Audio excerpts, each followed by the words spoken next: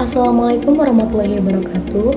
Perkenalkan, saya Apa Priliani dengan NIM 220237 dari Prodi Manajemen kelas RA8 semester 5. Tujuan dari pembuatan video ini yaitu untuk memenuhi tugas ujian akhir semester mata kuliah Manajemen Sumber Daya Manusia dengan dosen pengampu Bapak Wahid Alfariji SEMM CPM, di mana saya akan memaparkan hasil resum dari ketujuh materi yang telah disampaikan, yaitu materi kompensasi, proteksi sumber daya manusia, membangun komunikasi dan disiplin kerja, motivasi dan kepuasan kerja, membangun kerjasama tim, kinerja dan penilaian prestasi, dan audit sumber daya manusia. Materi pertama mengenai kompensasi. Di sini ada tujuan pemberian kompensasi. Yang pertama ada motivasi, meningkatkan kinerja dan produktivitas karyawan dengan imbalan yang sesuai kinerja mereka. Yang kedua, rekrutmen, menarik kandidat terbaik untuk mengisi posisi yang tersedia dalam perusahaan. Yang ketiga, retainer, mempertahankan karyawan terbaik dan berbakat. Jenis-jenis kompensasi. Yang pertama, kompensasi langsung, termasuk gaji, bonus, dan insentif. Yang kedua, kompensasi tidak langsung, asuransi kesehatan, program pensiun, dan tunjangan lainnya. Faktor-faktor yang mempengaruhi kompensasi terdiri dari 1. Kinerja, semakin tinggi, semakin besar kompensasi. Yang kedua, jabatan, posisi lebih tinggi, gaji lebih besar. Yang ketiga, lokasi, biaya hidup mempengaruhi besaran gaji. Yang keempat, pendidikan, kualifikasi lebih tinggi, gaji lebih besar. Perhitungan kompensasi berdasarkan jabatan. Yang pertama, gaji pokok, kompensasi yang diterima karyawan berdasarkan jabatan. Yang kedua, bonus, kompensasi tambahan atas pencapaian target. Yang ketiga, tunjangan, kompensasi tambahan seperti tunjangan kesehatan dan perumahan. Kompensasi dan motivasi karyawan. Yang pertama, ada kompensasi yang adil dan kompetitif memotivasi karyawan. Yang kedua, motivasi yang tinggi meningkatkan produktivitas dan kualitas kerja. Yang ketiga, motivasi yang terjaga menghasilkan lingkungan kerja yang positif dan harmonis. Selanjutnya ada peran kompensasi dalam rekrutmen karyawan. Yang pertama ada kompensasi yang kompetitif dan menarik, membantu perusahaan dalam mempertahankan karyawan terbaik. Yang kedua, karyawan yang merasa dihargai dan terpenuhi kebutuhannya cenderung tetap setia pada perusahaan. Yang ketiga, retainer karyawan yang tinggi dapat mengurangi biaya rekrutmen dan pelatihan karyawan baru. Selanjutnya ada kompensasi kompetitif versus kompensasi sesuai kemampuan. Yang pertama, kompensasi kompetitif menarik dan mempertahankan karyawan yang berbakat. Yang kedua, kompensasi sesuai kemampuan memastikan karyawan menerima kompensasi yang adil. Yang ketiga, penilaian yang seimbang menemukan titik keseimbangan antara daya tarik dan daya saing dengan efisiensi dan keadilan. Materi kedua yaitu mengenai proteksi SDM. Proteksi SDM adalah aset penting perusahaan yang terdiri dari karyawan, pekerja, dan tenaga kerja. Mereka memiliki peran penting dalam keberhasilan organisasi. Menjaga SDM berarti melindungi talenta, keahlian, dan kontribusi yang berharga. Ini penting untuk produktivitas dan pertumbuhan perusahaan. Perlindungan hukum. Yang pertama, ada Undang-Undang Ketenagakerjaan, mengatur hak dan kewajiban pekerja dan pengusaha. Yang kedua, Peraturan Perlindungan Data Pribadi, menjaga kerahasiaan informasi pribadi karyawan. Yang ketiga, Asuransi Ketenagakerjaan, memberikan perlindungan bagi pekerja dalam hal kecelakaan, sakit, dan kematian. Adapun hak dan kewajiban. Yang pertama, hak pekerja mendapat upah yang layak, jaringan sosial, dan lingkungan kerja yang aman. Yang kedua, kewajiban pekerja, bekerja dengan jujur, disiplin, dan bertanggung jawab. Yang ketiga, kewajiban pengusaha, memiliki kewajiban untuk memberikan upah yang layak, jaminan sosial, dan lingkungan kerja yang sehat. Isu sensitif. Yang pertama, diskriminasi. Perusahaan mencegah diskriminasi berdasarkan ras, agama, jenis kelamin, dan lainnya. Yang kedua, pelecehan, memberikan perlindungan bagi pekerja dari pelecehan fisik, seksual, dan verbal. Yang ketiga, kesehatan mental, menyediakan program dukungan untuk kesejahteraan mental. Selanjutnya yaitu budaya organisasi yang sehat. Ada membangun nilai-nilai etika dan moral yang kuat dalam organisasi, membangun komunikasi yang terbuka, membangun budaya saling menghormati dan toleransi, serta mendorong karyawan untuk bertanggung jawab atas tindakan dan keputusan mereka. Peran pemimpin yaitu menjadi teladan dalam perilaku etika dan moral, membangun komunikasi yang terbuka dan jujur, memberikan perlakuan yang adil dan setara, mendukung karyawan yang mengalami masalah. Strategi pencegahan. Yang pertama, memberikan pelatihan tentang etika, anti-diskriminasi, dan tata cara penanganan masalah. Yang kedua, membuat dan menerapkan kebijakan yang jelas tentang proteksi SDM. Yang ketiga, membangun sistem pelaporan yang mudah dan aman untuk karyawan. Selanjutnya ada langkah penanganan. Yang pertama, identifikasi. Identifikasi masalah dengan cepat dan akurat.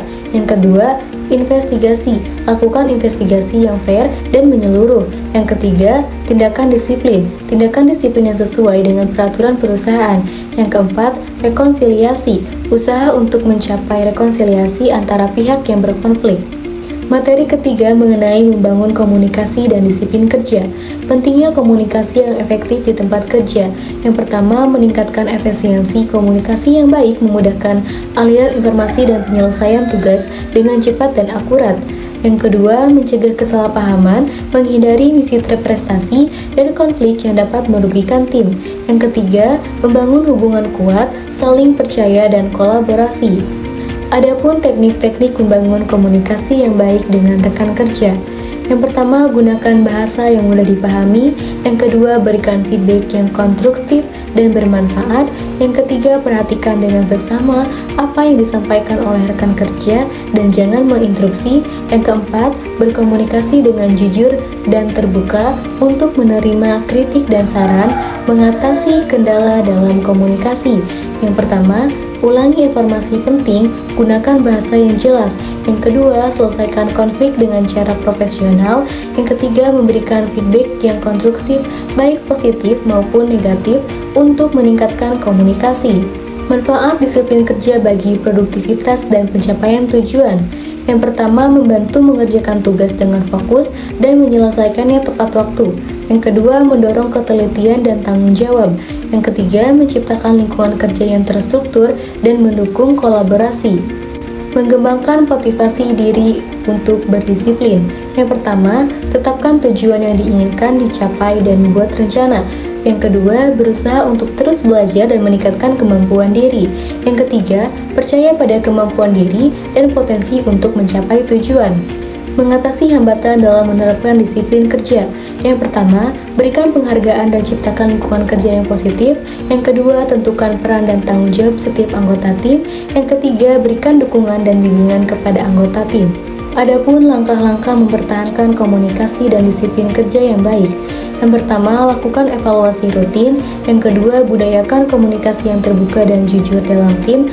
Yang ketiga, berikan pelatihan yang berkelanjutan. Materi keempat mengenai motivasi dan kepuasan kerja. Definisi dan pentingnya motivasi kerja. Motivasi kerja adalah kekuatan yang mendorong karyawan untuk melakukan tugas dan mencapai tujuan organisasi. Pentingnya motivasi yang tinggi membantu karyawan untuk lebih fokus, bersemangat, dan berdedikasi dalam pekerjaan mereka. Teori-teori motivasi kerja. Yang pertama, teori Maslow, memahami tingkatan kebutuhan manusia dari dasar hingga puncak. Yang kedua, teori Herzberg, membedakan faktor-faktor yang dapat menyebabkan kepuasan dan ketidakpuasan kerja. Yang ketiga, teori X dan Y MC Gregor, menjelaskan dua perspektif manajer terhadap karyawan. Faktor-faktor yang mempengaruhi motivasi kerja. Yang pertama, tujuan yang jelas dan penghargaan. Yang kedua, pelatihan, pengembangan, dan kesempatan promosi mendorong karyawan untuk berkembang. Yang ketiga, suasana kerja yang positif, kolega yang suportif. Yang keempat, komunikasi yang terbuka dan jujur. Definisi dan pentingnya kepuasan kerja.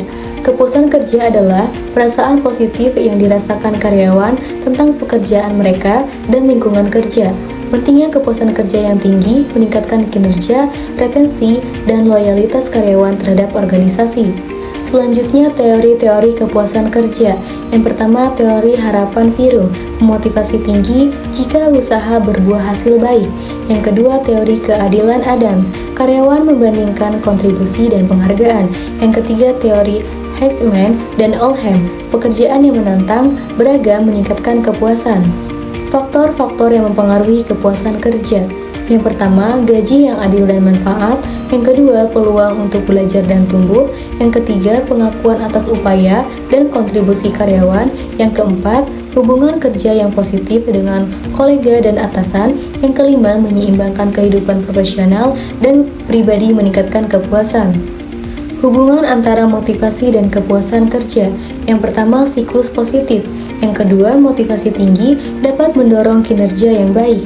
Yang ketiga, kepuasan kerja tinggi dapat meningkatkan motivasi. Adapun strategi meningkatkan motivasi dan kepuasan kerja. Yang pertama, tetapkan tujuan yang jelas. Yang kedua, berikan penghargaan dan pengakuan. Yang ketiga, dorong pengembangan karir. Yang keempat, tingkatkan komunikasi serta lingkungan kerja yang positif dan suportif. Materi kelima mengenai membangun kerja sama tim. Kerja sama tim merupakan kunci sukses dalam berbagai bidang, dari dunia bisnis hingga kehidupan sehari-hari. Membangun tim yang solid, efektif, dan harmonis membutuhkan pemahaman dan strategi yang tepat. Pentingnya kerja tim. Yang pertama, pembagian tugas merata, kerja lebih cepat dan efektif. Yang kedua, bertukar ide dan perspektif dari berbagai anggota tim. Yang ketiga, dukungan tim meningkatkan semangat kerja. Adapun karakteristik tim yang efektif. Yang pertama, semua anggota bebas menyampaikan ide. Yang kedua, target dan visi yang jelas. Yang ketiga, kepercayaan antar anggota tim untuk membangun rasa aman, saling mendukung, dan kolaborasi yang harmonis. Yang keempat, anggota tim saling melengkapi dan bekerja sama secara efektif. Membangun kepercayaan dalam tim. Yang pertama, jujur dan terbuka dalam komunikasi. Yang kedua, tetap konsisten dalam perilaku dan perkataan. Yang ketiga, mencoba memahami perspektif orang lain. Yang keempat, memberikan dukungan dan bantuan kepada anggota tim. Komunikasi yang efektif, menyampaikan pesan secara jelas dan ringkas, menghindari asumsi, mendengarkan dengan seksama, memberikan umpan balik yang konstruktif dan positif. Cara mengatasi konflik dalam tim. Yang pertama, identifikasi akar masalah konflik. Yang kedua, hindari serangan pribadi. Yang ketiga, fokus pada tujuan bersama. Dan yang keempat, bersikap positif dan optimis. Peran pemimpin dalam tim. Yang pertama, menginspirasi dan memotivasi anggota tim. Yang kedua, menjalin komunikasi yang efektif dan terbuka. Yang ketiga, menugaskan tugas sesuai dengan kemampuan. Keempat, memberikan dukungan dan bantuan. Pengambilan keputusan bersama. Yang pertama, memfasilitasi diskusi terbuka dan kolaboratif. Yang kedua, menilai berbagai opsi dan risiko. Yang ketiga, mencari kesepakatan bersama. Yang keempat, menerapkan keputusan dengan jelas dan efektif. Mengembangkan kreativitas tim. Yang pertama, membuat sesi brainstorming. Yang kedua, mendorong anggota. Yang ketiga, memberikan penghargaan. Cara mempertahankan semangat tim, menciptakan lingkungan kerja yang positif, memotivasi anggota tim, dan memberikan penghargaan atas prestasi adalah kunci utamanya. Materi keenam yaitu mengenai kinerja dan penilaian prestasi. Definisi kinerja dan penilaian prestasi. Kinerja adalah hasil kerja yang dicapai oleh karyawan dalam menjalankan tugas dan tanggung jawabnya sesuai dengan standar yang ditetapkan. Proses sistematis untuk mengukur, mengevaluasi, dan memberikan umpan balik kepada karyawan mengenai kinerja mereka. Adapun tujuan penilaian kinerja yaitu untuk meningkatkan kinerja, menilai potensi, meningkatkan motivasi, serta membangun komunikasi. Manfaat penilaian kinerja yaitu peningkatan produktivitas, pengambilan keputusan yang lebih baik, motivasi karyawan, serta peningkatan komunikasi. Prinsip-prinsip penilaian kinerja yang efektif. 1. Standar dan harapan kinerja harus jelas dan dipahami. 2. Umpan balik diberikan secara teratur, bukan hanya pada saat penilaian formal. 3. Karyawan dilibatkan dalam proses penilaian dan diberikan kesempatan. 4. Penilaian tidak hanya berfokus pada kekurangan. Metode penilaian kinerja. Yang pertama, menggunakan skala untuk menilai kinerja karyawan. Yang kedua, memperoleh umpan balik dari berbagai sumber. Yang ketiga, menilai kinerja berdasarkan pencapaian tujuan yang telah ditetapkan. Yang keempat, manajer memberikan penilaian tertulis. Dan yang kelima, mencatat dan menilai kejadian-kejadian penting. Feedback dan pengembangan karyawan. Yang pertama, berikan umpan balik yang spesifik, objektif, dan bermanfaat. Yang kedua, bekerja sama dengan karyawan. Yang ketiga, buat rencana pengembangan. Dan yang keempat, evaluasi kemajuan, berikan dukungan yang berkelanjutan. Adapun tantangan dalam penilaian kinerja. Yang pertama, perbedaan persepsi dan bias personal. Yang kedua, keterbatasan waktu untuk melakukan penilaian. Yang ketiga, tidak memiliki pelatihan yang cukup. Dan yang keempat, karyawan mungkin tidak menganggap penilaian kinerja penting. Selanjutnya, peran manajer dalam penilaian kinerja. Yang pertama, komunikasikan harapan dan standar kinerja dengan jelas. Yang kedua, berikan umpan balik secara teratur. Yang ketiga, dukung pengembangan karyawan. Yang keempat, lakukan penilaian yang adil dan objektif. Materi ketujuh yaitu mengenai audit sumber daya manusia. Audit sumber daya manusia adalah proses sistematis untuk menilai dan mengevaluasi efektivitas fungsi SDM dalam organisasi. Audit sumber daya manusia membantu organisasi untuk meningkatkan efisiensi dan efektivitas operasional serta memastikan kepatuhan terhadap peraturan dan kebijakan yang berlaku. Tujuan audit sumber daya manusia yaitu mengevaluasi efektivitas fungsi sumber daya manusia dalam organisasi, menilai kepatuhan terhadap peraturan dan kebijakan, mengenali peluang dan tantangan dalam manajemen sumber daya manusia. Manfaat audit sumber daya manusia yaitu meningkatkan efisiensi dan efektivitas operasional, memperkuat kompliansi dan tata kelola perusahaan, memperbaiki kualitas dan retensi karyawan. Ruang lingkup audit sumber daya manusia. Yang pertama, penilaian terhadap kesesuaian kebijakan sumber daya manusia. Yang kedua, evaluasi terhadap efisiensi dan efektivitas proses. Yang ketiga, menilai kesesuaian kompensasi dan benefit. Yang keempat, evaluasi terhadap program keselamatan kerja. Tahapan pelaksanaan audit sumber daya manusia.